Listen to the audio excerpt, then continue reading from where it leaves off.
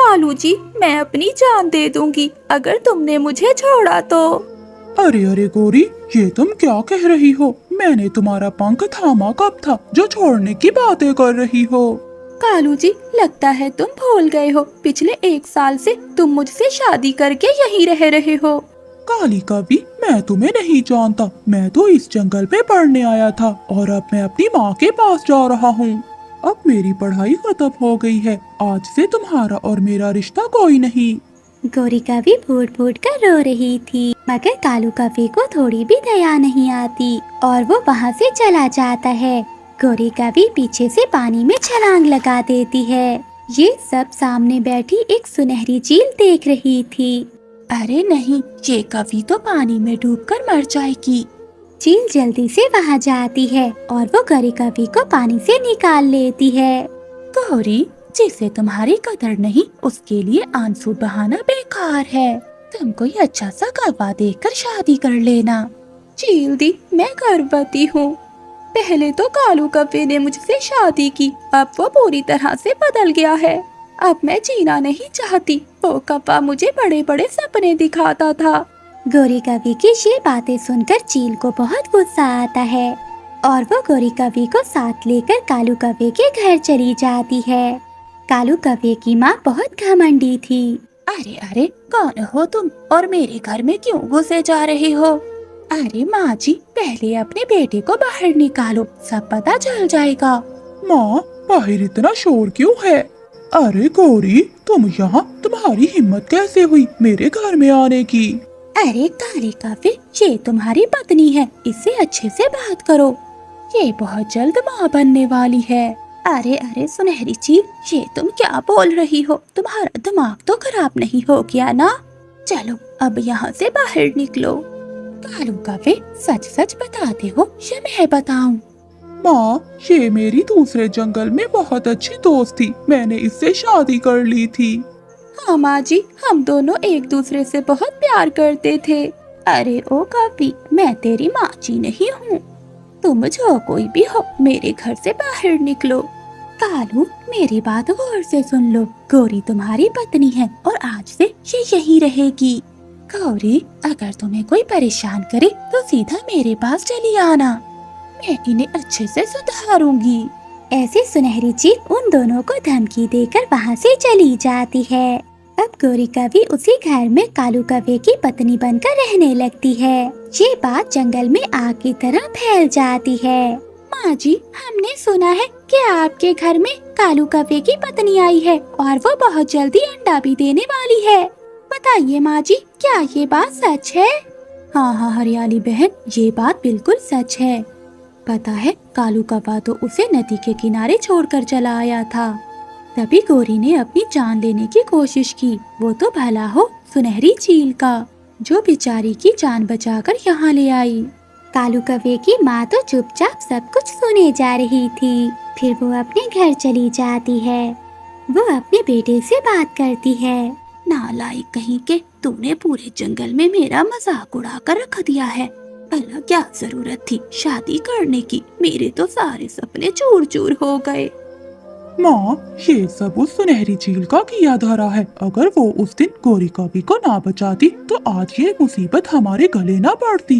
ऐसे वो दोनों माँ बेटा गौरी कवि से चिढ़ते रहते थे। ऐसे ही समय बीतता गया। एक दिन गौरी कवि ने 2 प्यारे प्यारे अंडों को जन्म दिया, लेकिन गौरी कवि का तो कोई भी ध्यान नहीं रखता था। पति जी, मैंने 2 दिन से कुछ भी नहीं खाया, मुझे थोड़ा सा दाना ला दे। गौरी, मैं अपने दोस्त के जन्मदिन पर जा रहा हूँ, अब सुबह ही लौटूंगा। इतना कहकर कालू कव्वा घर से बाहर चला जाता है। गौरी कवि को बहुत तेज भूख लगी थी। वो अपनी सास से कहती है, माँ जी, मैं 2 दिन से भूखी हूँ, कृपया करें मुझे थोड़ा सा भोजन ला दे। देख गौरी, अपने और अपने बच्चों के लिए अभी से दाना और पानी इकट्ठा करना शुरू कर दे। हमसे कोई उम्मीद न रखना, मैं अब सोने लगी हूँ। अगर तेरी काई काई की आवाज मुझे सुनाई दी तो तेरी खैर नहीं होगी। ऐसे कालू की माँ अपने घोंसले में सो जाती है। अगले दिन गौरी कवि दाना ढूंढने के लिए जंगल में जाती है। तभी गौरी कवि को सुनहरी चील की माँ मिल जाती है। माँ जी, आप ऐसे क्यों रो रही हो? बेटी, मेरी सुनहरी बेटी अब इस दुनिया में नहीं रही। वो एक दुर्घटना में मारी गई। ये सुनकर गौरी कवि को भी बहुत दुख होता है। फिर गौरी कवि अपने घर चली जाती है। थोड़ी देर बाद कालू कौवा भी घर आ जाता है। अच्छा हुआ कालू बेटा कि तुम आ गए। मुझे तुम्हें एक खुशखबरी सुनानी थी। वो सुनहरी चील मर गई है। बेटा, अब हमें किसी से डरने की कोई जरूरत नहीं है। फिर वो गौरी कवि को हमेशा हमेशा के लिए अपने घर से बाहर निकाल देते हैं। मुझे इसी बात का तो डर था। अब मेरे बच्चों का क्या होगा? मैं कहाँ जाऊंगी? कालू कव्वे, तुम कभी खुश नहीं रह पाओगे, ये मेरी बद्दुआ है। गौरी कवि वहाँ से चली जाती है। रात हो जाती है। जंगल में गौरी कवि अकेली बैठी हुई थी। तभी रानू चिड़िया वहाँ आती है। अरे कवि बहन, आप इतनी रात को अपने अंडों के साथ बाहर क्या कर रही हैं? हाँ, मुझे याद आया, आप कालू की पत्नी है ना गौरी? चिड़िया बहन, मेरा कोई घर नहीं है, मैं कहाँ जाती? फिर गौरी कवि रानू चिड़िया को सारी बात बता देती है। अरे गौरी बहन, वो बहुत दुष्ट कवि हैं, आप वापस कभी ना जाना। चलिए, आप मेरे साथ चलें, आप मेरे घर में ही रहना। रानू चिड़िया को गौरी कवि पर दया आती है और वो उसे अपने घर ले जाती है। ऐसे ही कुछ दिन बीत जाते हैं। गौरी कवि के अंडों से बच्चे भी निकल आते हैं। दूसरी ओर कालू कौवा अपने कर्मों की वजह से जेल पे चक्की पीस रहा था। कालू कौवे की माँ घर में अकेली रहने लगी थी। वो बीमार हो गई थी। उसकी देखभाल करने वाला कोई नहीं था। वो घर में ही पड़े पड़े मर जाती है। ऐसे वो अपने बुरे कर्मों की सजा पाती है। गर्मियों के दिन शुरू हो चुके थे। रानू चिड़िया एक पेड़ के नीचे बैठी हुई थी। तभी चिड़िया के पास आसमान से एक कवि आकर गिरती है, जिसके पंख में चोट लगी थी। आसमान में एक चील मंडला रही थी। कहाँ गई वो कवि? आज नहीं तो मैं कल तुझे अपना शिकार बना कर ही रहूंगी। ये कहते हुए वो चील वहाँ से चली जाती है। हाय, मैं मर गई। अरे कवि बहन, ये आपको चोट कैसे लगी? वो दुष्ट चील ने मुझ पर हमला किया है। हाय, मेरा पंख टूट गया है। कवि बहन, वो चील तो अब चली गई है। आपका नाम क्या है? मेरा नाम गौरी है, गौरी कवि। गौरी कवि, आपका नाम तो बहुत सुंदर है। चलिए, आप मेरे साथ मेरे घर चलिए। जब तक आप ठीक नहीं हो जाती, आप कहीं नहीं जा सकती। क्या सच में चिड़िया? हाँ गौरी, मैं और मेरी मामा आपका बहुत अच्छे से ख्याल रखेंगे।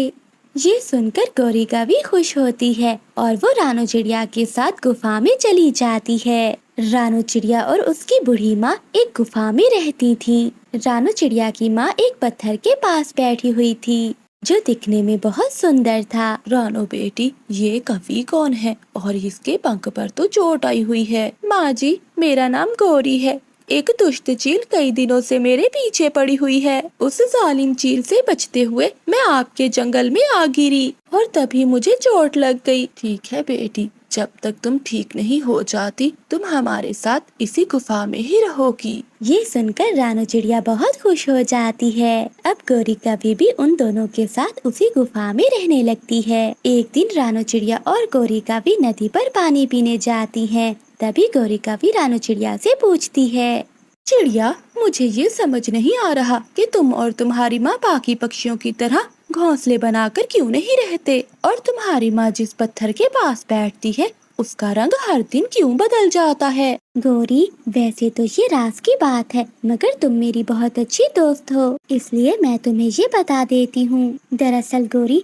वो एक जादुई पत्थर है। सर्दियों में एक परी हमारे जंगल में आकर गिरी थी। उसकी तबीयत ठीक नहीं थी और उसे अपनी सेहत अच्छी करने के लिए हमारे जंगल का नीला फूल चाहिए था। इसलिए हम सब पक्षियों ने मिलकर हर रोज उसे नीला फूल खिलाया था। वो परी कुछ ही दिनों में ठीक हो गई थी, मगर चाहते हुए उसने हमें ये पत्थर दिया था और कहा था कि गर्मियों के दिनों में ये हर रोज पत्थर एक नया रंग बदलेगा और जब ये पत्थर हरे रंग का हो जाएगा तो हमें तालाब के पास टीले पर इसे रख देना होगा।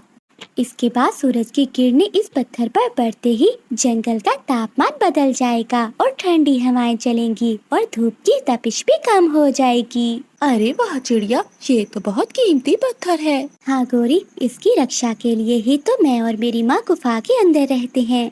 अगर इस पत्थर को किसी ने खा लिया तो वो बहुत शक्तिशाली हो जाएगा। अगर हम सब इसको सबकी भलाई के लिए इस्तेमाल करना चाहते हैं, इसलिए हम इसे टीले पर ही रखेंगे। चिड़िया बहन, अगर किसी ने इसे टीले से चुराने की कोशिश की तो? गौरी, अगर हम इसे एक बार वहाँ रख देंगे तो ये हमेशा के लिए वहीं चिपक जाएगा। चिड़िया बहन, ये तो बहुत अच्छा काम है। आज से मैं भी इस पत्थर की रक्षा करूँगी। रात हो जाती है और वो तीनों गुफा के अंदर सो जाती हैं। रात को पत्थर का रंग भी हरा हो जाता है। ऐसे ही अगली सुबह हो जाती है। जब रानू चिड़िया और उसकी माँ उठती हैं, तो वो देखती हैं गौरी कवि और पत्थर गायब है। थोड़ी देर बाद जंगल के सभी पक्षी भी गुफा के बाहर आ जाते हैं। चिड़िया बहन, आज के दिन वो पत्थर हरा होना था। आज वो दिन आ गया है जिस दिन हमें उस पत्थर को टीले पर रखना है। चिड़िया बहन, कहाँ है वो पत्थर? मिठू भैया, वो पत्थर तो चोरी हो गया। फिर रानू चिड़िया सारी बात पक्षियों को बताती है। चिड़िया, तुमने बाहर से आई हुई कवि पर कैसे भरोसा कर लिया? कबूतर भैया, मैं कैसे भी करके उस पत्थर को ढूंढ कर लाऊंगी। गौरी कभी चोरी नहीं कर सकती। मुझे पूरा यकीन है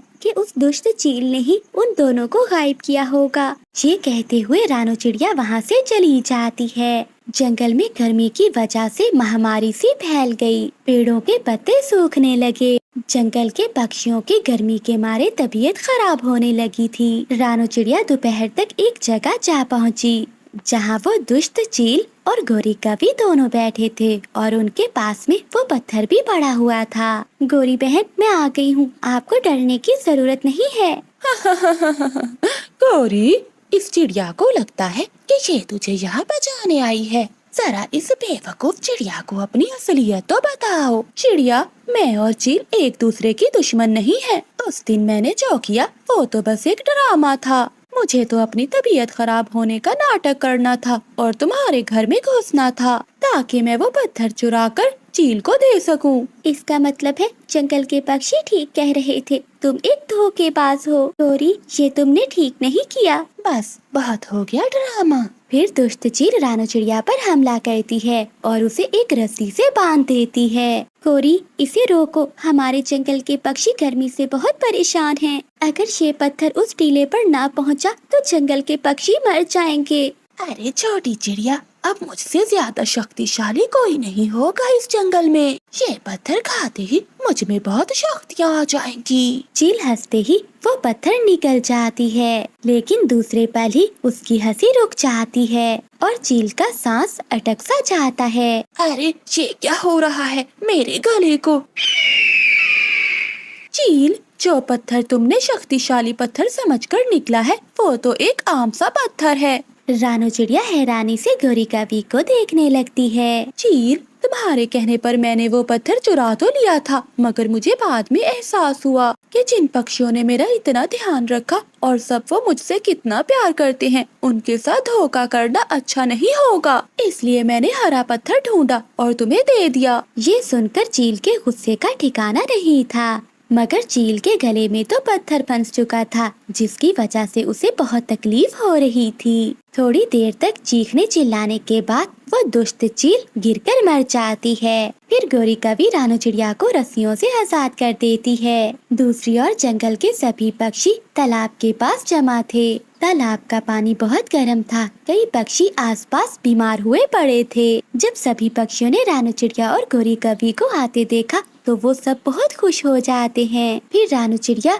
जादुई पत्थर को एक टीले पर रख देती है। पत्थर को रखते ही आसमान से सूरज की किरणें पत्थर पर पड़ती हैं। तभी सूरज की धूप बहुत हल्की सी हो गई। मौसम ठंडा हो जाता है और तालाब का पानी भी ठंडा हो जाता है। ये देखकर सभी पक्षी बहुत खुश हो जाते हैं। पक्षियों, आज गौरी की वजह से ये पत्थर हमें वापस मिला है, वरना वो दुष्ट चील इसे खाकर जंगल की शक्तिशाली चील बन जाती। ये कहते हुए रानू चिड़िया ने जंगल के सभी पक्षियों को सब कुछ बता दिया। फिर सभी पक्षियों ने गौरी कवि की तारीफ की। उस दिन के बाद से गौरी कवि उन्हीं पक्षियों के साथ रहने लगती है।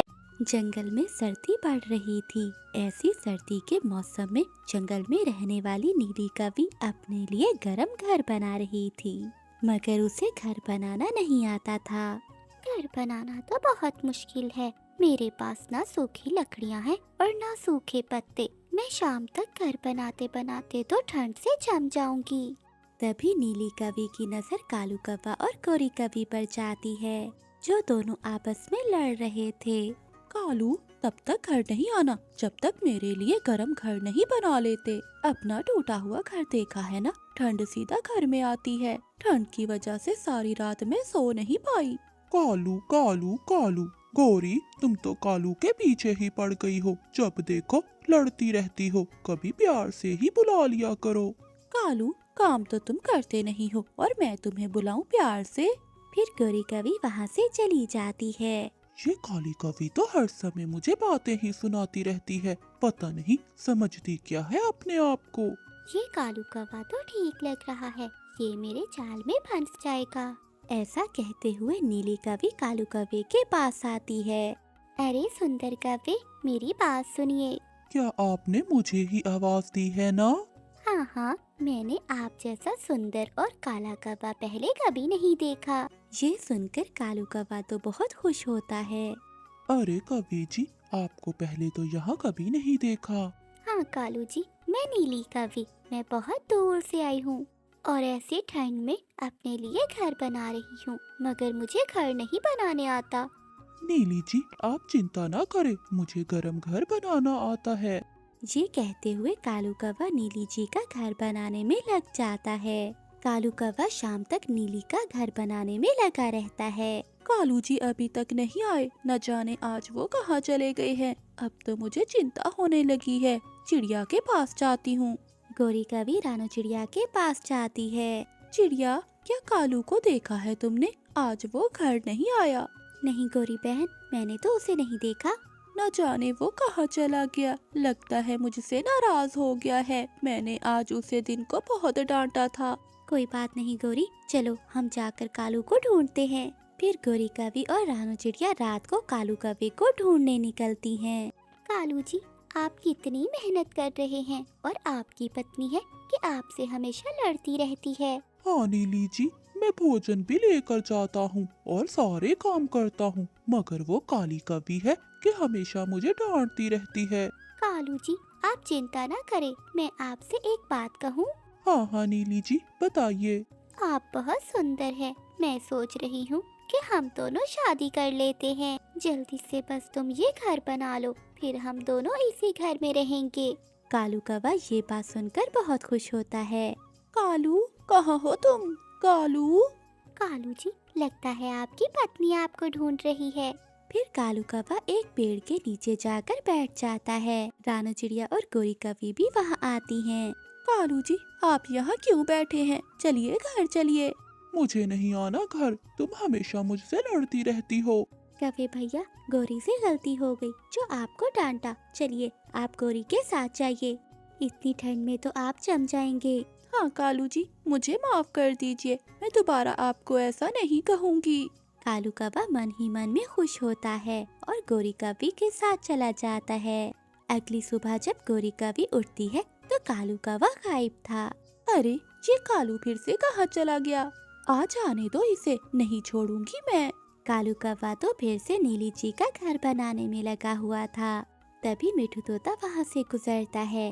वो कालू कौवे को घर बनाता हुआ देख रहा था। वो जल्दी से गोरी कौवी के पास जाता है। मुबारक हो गोरी, तुम्हारा कालू तो सुधर गया। क्या हुआ मोटी चूंच वाले, सुबह सुबह सर खाने आ गए हो? पहले ही कालू न जाने कहाँ चला गया है। मैं जानता हूँ कि कालू कहाँ गया है। कहाँ गया है कालू? तुम कहती थी ना कि कालू निकम्मा है, कोई काम नहीं करता, मगर वो तो जंगल में एक बहुत सुंदर घर बना रहा है। क्या कालू जी मेरे लिए घर बना रहे हैं? तो क्या गोरी, तुम्हें नहीं बताया कालू ने? नहीं, मुझे तो कुछ नहीं बताया। तो फिर लगता है गोरी, वो तुम्हें सरप्राइज देना चाहता है। अच्छा। गोरी कौवी मन ही मन में बहुत खुश होती है। जितनी तेजी से कालू कौवा घर बना रहा है, आज शाम तक तो बन जाएगा। फिर मिठू तोता वहाँ से चला जाता है। अरे, मैं कितनी गलत थी कालू को लेकर। कालू तो बहुत अच्छे हैं, वो मेरा कितना ख्याल रखते हैं, मेरे लिए पक्का घर बना रहे हैं। कालू के आने से पहले पहले मैं सारा सामान पैक कर लेती हूँ, फिर हम दोनों अपने नए घर में चले जाएंगे। तभी रानो चिड़िया गौरी कवि के घर आती है। क्या हुआ गौरी बहन, आपने ये सामान क्यों पैक करके रखा है? चिड़िया, मैं गलत थी। कालू जी सुधर गए हैं। मुझे अभी मिठू ने बताया कि वो जंगल में मेरे लिए पक्का घर बना रहे हैं। गौरी बहन, ये तो बहुत अच्छा हुआ कि कालू सुधर गया है। हाँ चिड़िया, इसीलिए तो सामान पैक किया है। आज शाम को ही हम अपने नए घर में चले जाएंगे। उधर कालू कौवे ने भी नीली कवि का घर बना लिया था। अरे वाह, घर तो बन गया। अब मैं जाकर अपना सामान ले आता हूँ, फिर नीली कवि और मैं शादी कर लेते हैं। आज तो इस गर्म घर में रहने का मजा ही आ जाएगा, वो भी नीली के साथ। फिर कालू कौवा घर जाता है। आइए आइए कालू जी, आपका ही इंतजार हो रहा था। गौरी, ये सामान क्यों बांध रखा है? कालू जी बस कीजिए, मुझे सब पता चल गया है। मिठू ने मुझे सब बता दिया है कि आप मेरे लिए गरम घर बना रहे हैं। क्या तुम्हारे लिए? मैं भला तुम्हारे लिए क्यों बनाऊं? वो घर तो मैंने नीली जी के लिए बनाया है। नीली जी? ये नीली जी कौन है? नीली कवि, मेरे सपनों की रानी, जिससे मैं शादी करने वाला हूँ।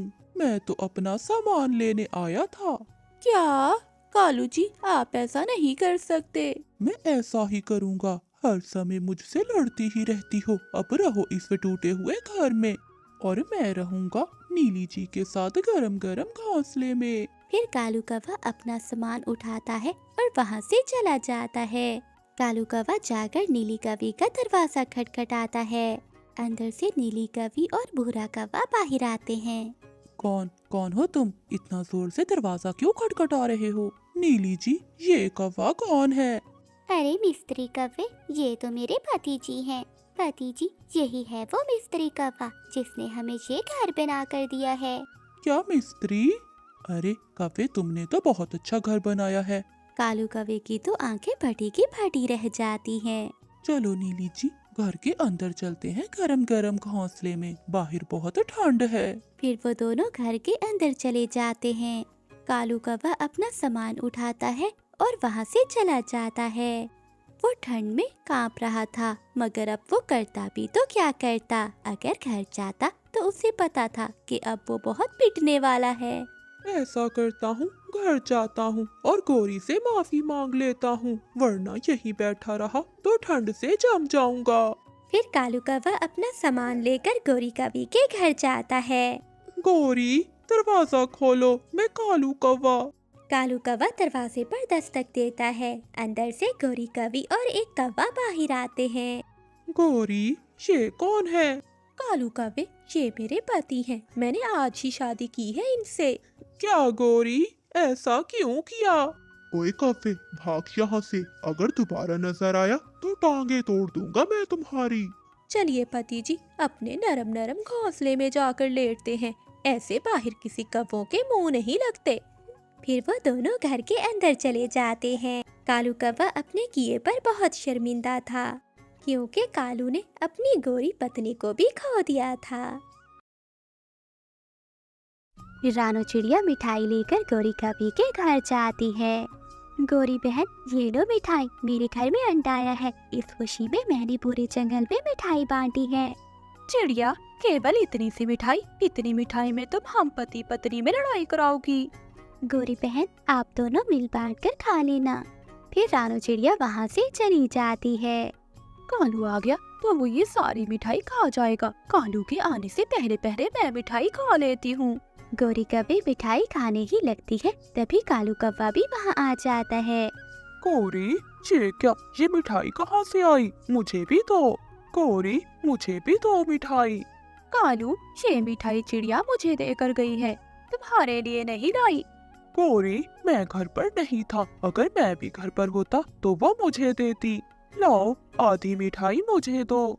इसी बात पर दोनों में लड़ाई हो जाती है। गौरी, मैं ये मिठाई लूंगा। मगर मैं नहीं दूंगी। इसी बात पर गौरी कवि गुस्से में आकर पास में पड़ा हुआ डंडा उठाकर कालू कौवे को मारती है। कालू कौवा चकराता है और गिर जाता है। ये देखकर गौरी कवि डर जाती है। कालू, मेरे सुंदर पति, उठ जाओ, गलती हो गई मुझसे। ना करो मेरे साथ ऐसा मजाक। ले लो, तुम ये सारी मिठाई ही ले लो। इससे तो अच्छा था कि वो मनहूस चिड़िया ये मिठाई ही ना लेकर आती। रोती हुई गौरी कभी बुलबुल डॉक्टर के पास जाती है और उसे लेकर आती है।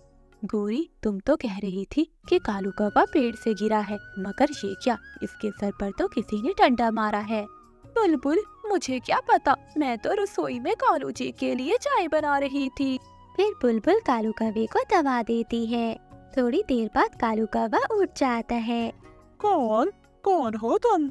और ये कौवी मेरे घर में क्या कर रही है? बस कर जाओ मेरे कालू कौवे, मुझे माफ कर दो। क्यों मुझे इतनी बड़ी सजा दे रहे हो? बस एक ही डंडा तो मारा है मैंने। कालू कालू कौवा कौन? मैं तोता हूँ। खबरदार, अगर फिर से मुझे कालू कौवा कहा तो।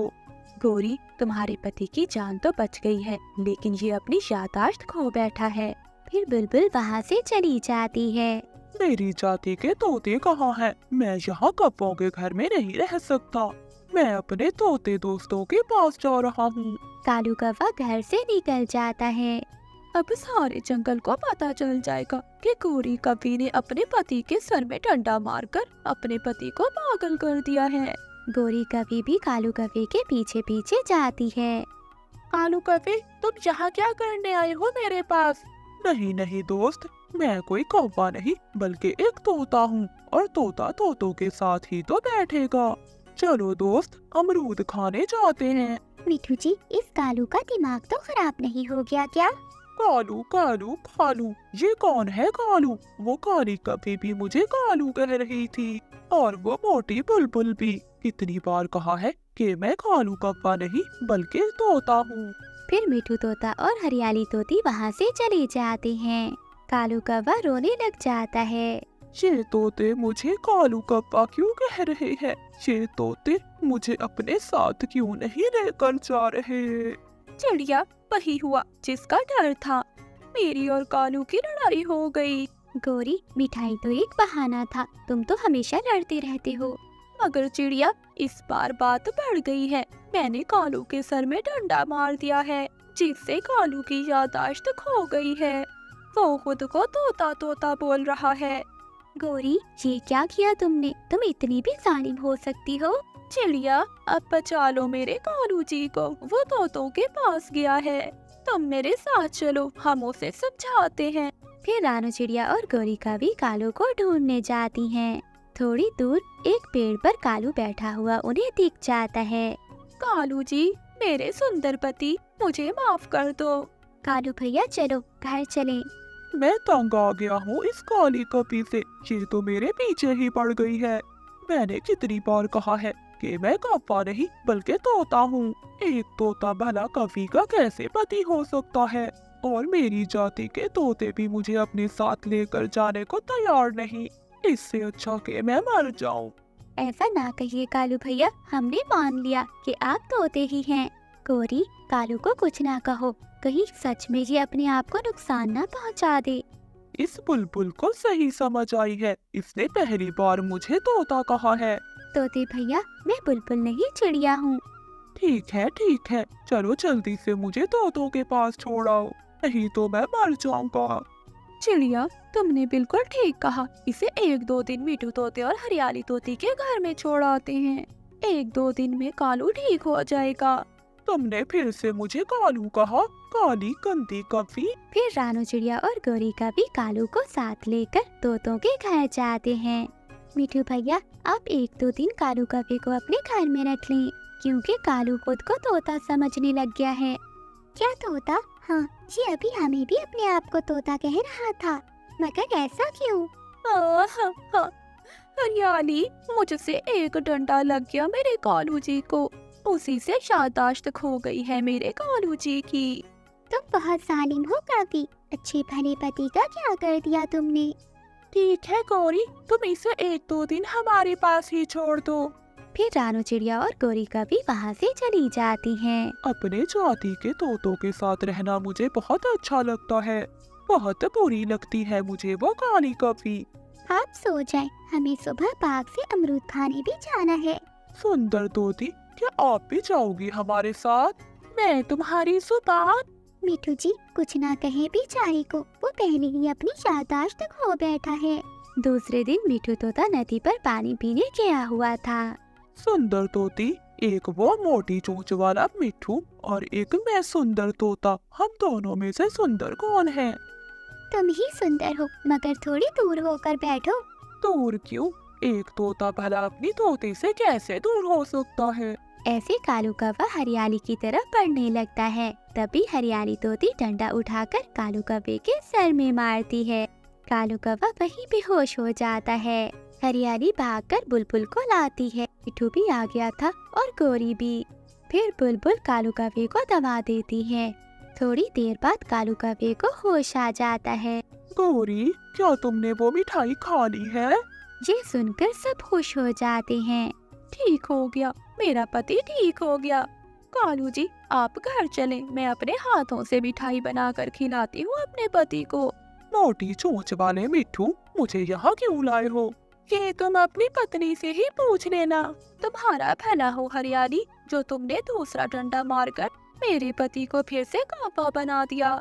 इसे घर ले जाओ, अगर दोबारा डंडा मारो तो इसे कहना कोई चिड़िया या कबूतर बन जाए, मगर तोता नहीं। फिर वो सब हंसने लग जाते हैं। ये वीडियो मुकम्मल तौर पर फर्जी है। ये सिर्फ तफरीही मकासद के लिए बनाई गई है। इनका हकीकी वाक़यात और लोगों से कोई ताल्लुक नहीं।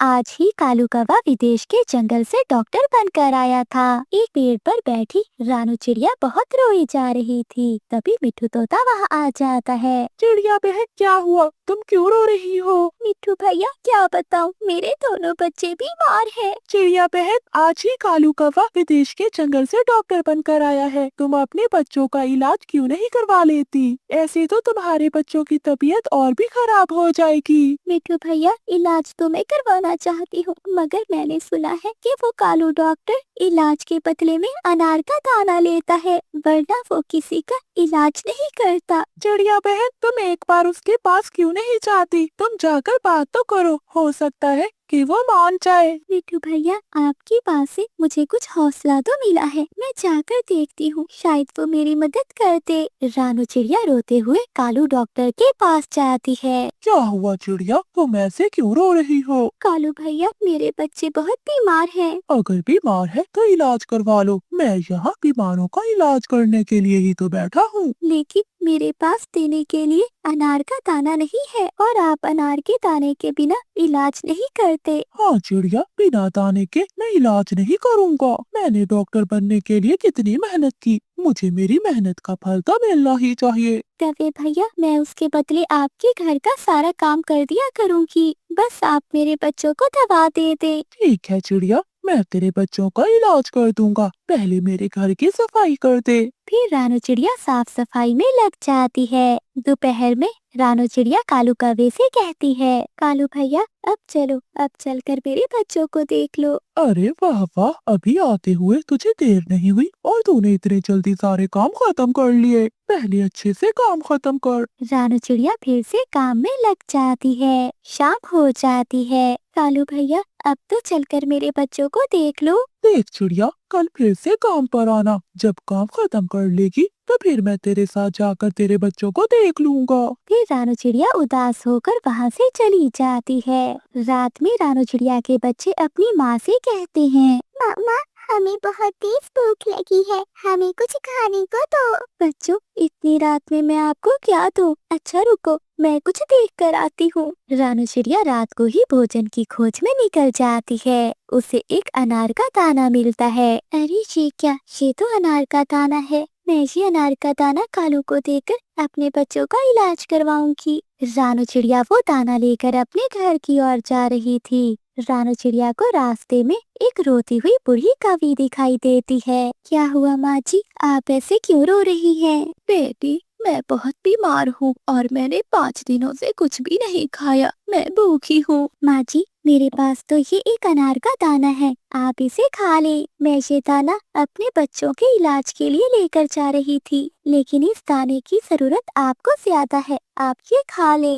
फिर बूढ़ी कौवी वो अनार का दाना खा लेती है। अनार खाते ही वो बूढ़ी कौवी एक परी में बदल जाती है। चिड़िया, तुम्हारा बहुत बहुत धन्यवाद। मैं एक जादुई परी हूँ। मुझे किसी ने जादू से एक बूढ़ी कवि बना दिया था। ये जादू तभी टूट सकता था जब मैं अनार का दाना खा सकूं। आज तुमने मुझे वो अनार का दाना खिलाकर मुझे फिर से परी बना दिया। बताओ चिड़िया, तुम्हें क्या चाहिए? परी जी, मैं चाहती हूँ कि मेरे बच्चे स्वस्थ हो जाएं। अगर आप मुझे अनार के दाने दे दें तो मैं कफे डॉक्टर को देकर अपने बच्चों का इलाज करवा सकती हूँ। ठीक है चिड़िया, जैसी तुम्हारी इच्छा। फिर परी रानू चिड़िया को एक अनारों से भरी हुई टोकरी देती है। रानू चिड़िया ये देखकर बहुत खुश होती है और वापस अपने घोंसले में जाती है। अगले दिन रानू चिड़िया अनार लेकर कालू कौवे के पास जाती है। अरे वाह चिड़िया, ये तो कमाल हो गया। अब तेरे बच्चों का इलाज हो सकता है।